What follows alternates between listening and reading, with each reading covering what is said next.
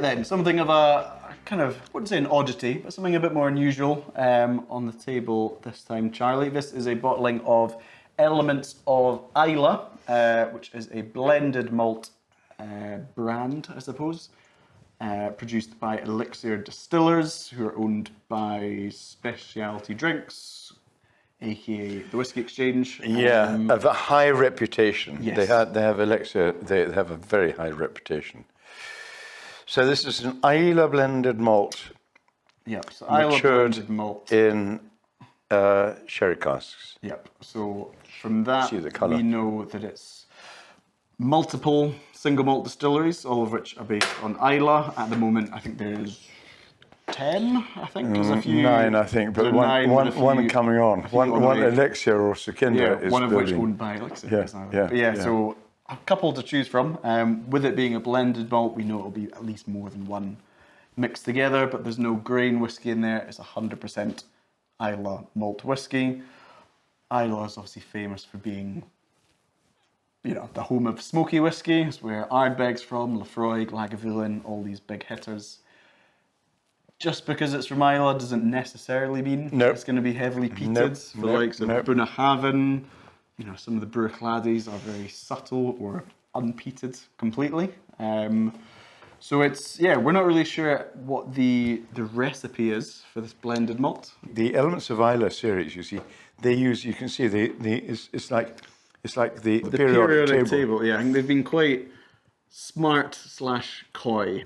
So AR, you can guess what that is. Possibly rhymes with Smardbeg, potentially. BN, KH, LN. I mean, it's a nice idea. It's a really distinctive series that they've got. Yeah. It's quite fun. It's a bit playful. I feel like with independent bottlings, it's funny because some distilleries, like Glenfarclas that you mentioned, because they are so insistent about you're not allowed to use our name, the kind of aliases that are used have now become so common that it's now widespread knowledge. So if you see any whiskey with Speyside's Finest Distillery or Ballindalloch Single Malt, for whiskey geeks to be sort of, that's Glenfarclas. So it is very, very funny. But this one here is a blended malt.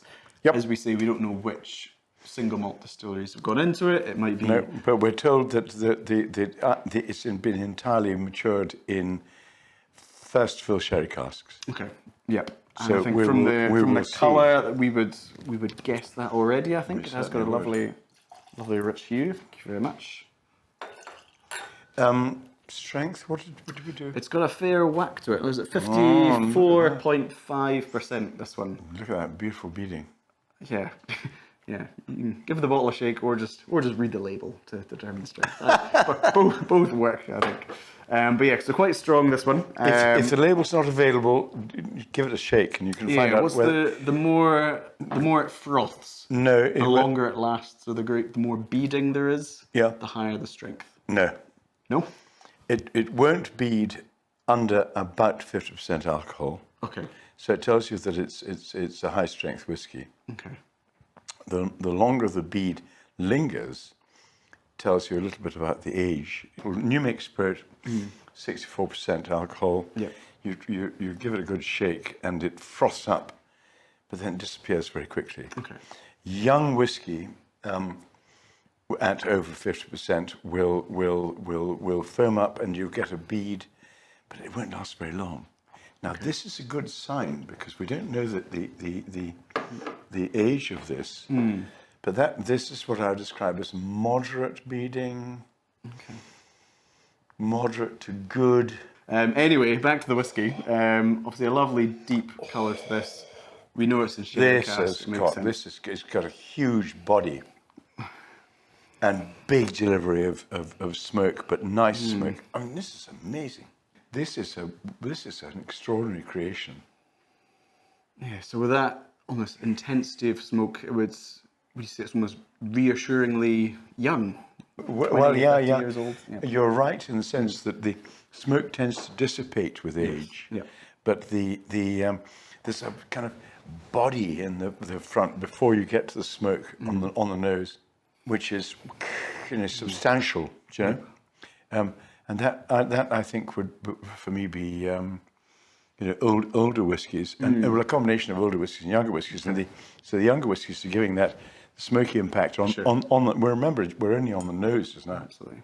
The body I think is for me is more like Beaumont. I don't know whether they would get Beaumont. And then the jumping out smokiness is more like Ardbeg. Almost like a medicinal kind of hints of iodine, like a very sweet smokiness, I find, with Ardbeg. It's a gorgeous colour, look at that. Beautifully. All right, let's give this a try. Sweet, salty, farmyard, and smoky. Yeah, slight. Lingering smoke, gee. It's lovely. There's a very slight hint of that, almost like kipperiness that I often associate with Lagavulin. So whether there's Lagavulin in this, who knows? But it's. I think it's probably unlikely because Lagavulin is all needed, anything that made needed. Probably. yeah, they're not going to sell a cask of Lagavulin. I wouldn't have thought. No. But yeah, great. It really is. This is the real thing, isn't it? It's a lovely display of Islay style, the traditional Islay style. And with a touch of water, because I think I feel smoky whiskies and sherried whiskies. So a whiskey that's sherried and smoky, you often struggle to taste the strength of it. How does it change with? Oh yeah, with well I must say I think it's helped with a couple of drops of water. It's very difficult to describe, but how the elements of Islay have meshed together, but they've meshed together very well. So this one has been in bourbon casks and sherry casks. Oh, has it? We're not sure of the exact split. So it could be that it was perhaps married in a sherry cask, just to let the elements sort of mingle together and get to know each other, as it were. Yeah, no, there's a lovely depth to it, and it's, I find, for me, for smoky whiskies, it's the lingering finish which has so much appeal. Even 30 seconds, 60 seconds after tasting it, you can still feel it lingering on the palate. Yeah, I wouldn't describe it as an aggressive or overwhelming smokiness. They say flavour profile: smoked tea, autumn fruit, and winter spice. And I think it's probably a fairly what would describe as narrow palate. Okay, I feel like this dram's a winner. It's a fantastic example, a summing up of the Islay whiskey experience. That's your man. This is an experience in a glass, isn't it? And I think buying single malt or Islay single malt whiskey can be difficult because any brand new Ardbeg sells out, any brand new Beaumont sells out. Lagavulin is gone. Blended malts, for some reason, are looked down upon. I don't know whether people see the word blended and think it's an inferior product. It's confusing for them. It is. It is. But it's a cracking whiskey. It really is. It's a lovely whiskey. Really, I would certainly have that in my hip flask. Shows what blending can achieve. Yeah. You don't need to stick to single malt. You can get great whiskies. Yeah. Even with the B word. Yeah. Yes, the B word. Love it. No, it's great stuff. It's lovely dram. Great.